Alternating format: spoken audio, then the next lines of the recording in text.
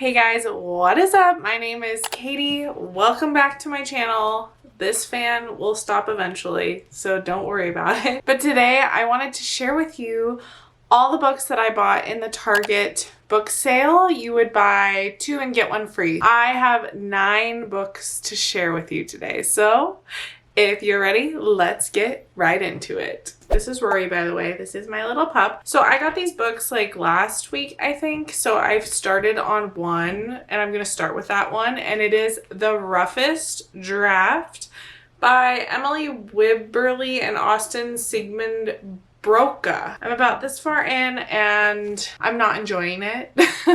It's just not as interesting as I wanted it to be, I guess. I feel like it's more literary than my easy romance reads, and sometimes I have a really hard time reading like literary type books. It is 83 degrees in here, by the way. I'm sweating and I turned this fan off, so we'll see if I survive. So this is about 2 authors who co-wrote a book that like got super popular, and then something happened and they didn't talk for 4 years, and now they have to write another book together. So it's just the process of their relationship, them writing another book. I mean, I haven't gotten that like to the juicy parts yet. I don't know what they would be, but that's what this book is about. I've heard a lot of good things about it. I will try to finish it, but I'm not going to put too much effort into it. But that's what it is. This is the first book. Okay, we got a second book, and it is a Taylor Jenkins Reid book called One True Loves. Looks like this. I've been wanting to get more into Taylor Jenkins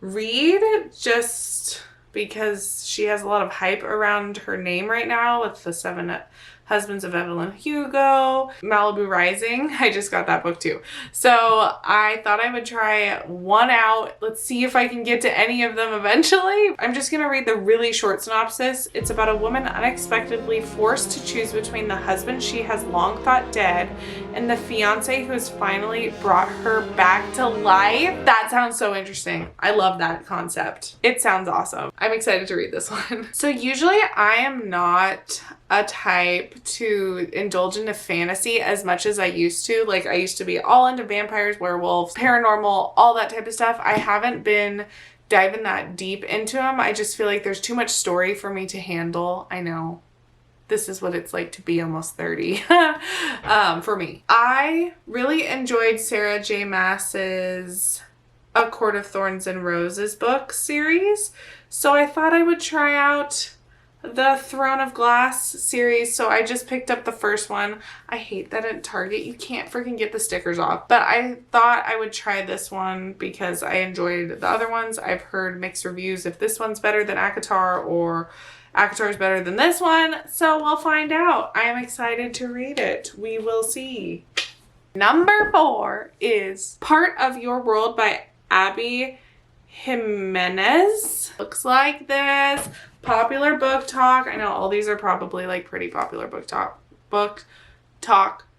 books. It's a funny, powerful novel about trading in the life you have for the life you want. So it sounds like she meets this man and then she kind of has to choose between her own world and his world, that they're a little different. Yet letting their relationship become anything more than a short-term fling would mean turning her back on her family and giving up the opportunity to help thousands of people. That sounds like a hard decision. Again, another decision book. We have that Taylor Jenkins Reid, and now this one. This one's a little bigger, I'm seeing. I like that it's a yellow thingy. I don't know, guys. It's 83 degrees in here. I'm struggling to function. Okay, you've seen this book literally everywhere. It's Every Summer After by Carly Fortune. I feel like this is just going to be one of those classic summery reads, and I'm excited about it because it looks pretty short, and I'm sure it's probably like a quicker read. 6 summers to fall in love, 1 moment to fall apart, a weekend to get it right. So dramatic. So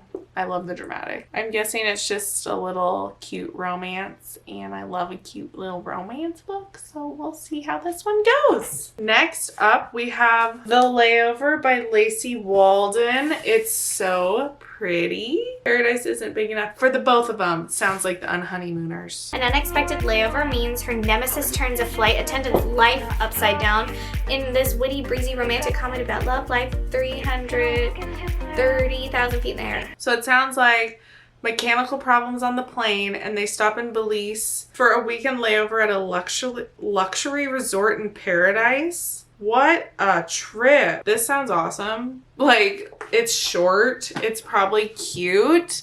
It's in like a tropical paradise. Like, come on. I'm excited to read this one. I don't know if I've heard anything about it, really. I've just seen it on people's TBR, so we'll see. I love some tropical vibes, especially this time of year when it's freaking 83 degrees in your house. Feeling a little sassy, guys, sorry. This one is Funny You Should Ask by Elisa Sussman. It's so cute. It just looks like Valentine's Day, and Valentine's Day is literally my favorite holiday because it's right next to my birthday. So to be honest, have no clue what this is about, and I feel like this is gonna be one of those books that I never pick up.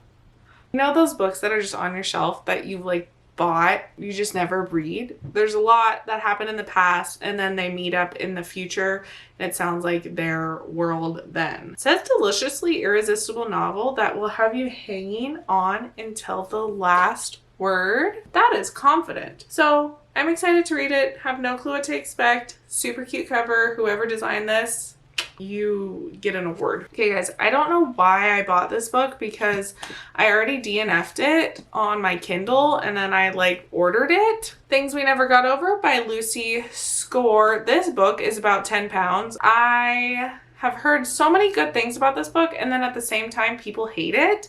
So I might try to give it another go. It is quite long. It's over 500 pages.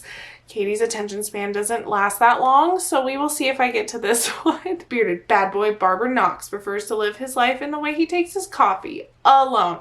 I think it's like a Grumpy Sunshine situation, right? But let me know if you've read this book and if you made it past the first chapter, because I didn't. This book I'm excited to read. I really like this author. Oh, and it's in first person. Good job, good job. It is My Killer Vacation by Tessa Bailey. Usually I have a hard time with her books just because they are in third person, and for some reason my brain like cannot compute third person books. Like, it just does not make sense. But this one's actually in first person, and the cover is so cute. Ooh, we got a tatted arm here. It's a spicy murder mystery. This is what I've been wanting in my life, is mysteries with spice instead of just one or the other. Like, if you have recommendations for like thrillers, psychological thrillers, murder mysteries with spice romance situations, let me know in the comments, because that's what I need in my life. So we have this book. I'm so excited to read it. It's another vacation situation. Like, all these books are very vacation-y. That is all the books that I got from that Target sale. I spent like $50. Like, I didn't spend very much money on these books. I also chose books that like weren't super expensive, because some books are like $18, $19 and they're like literally this big. What happened to books being like affordable? Let me know if you've read any of them. Let me know if they're on your TBR, because I'm super curious. These will all be on my summer July TBR. Thanks for watching. Hope you subscribe, because I will be posting more videos. Rory says hi. Haru. But anyways, I will talk to you guys soon. Yeah. Bye.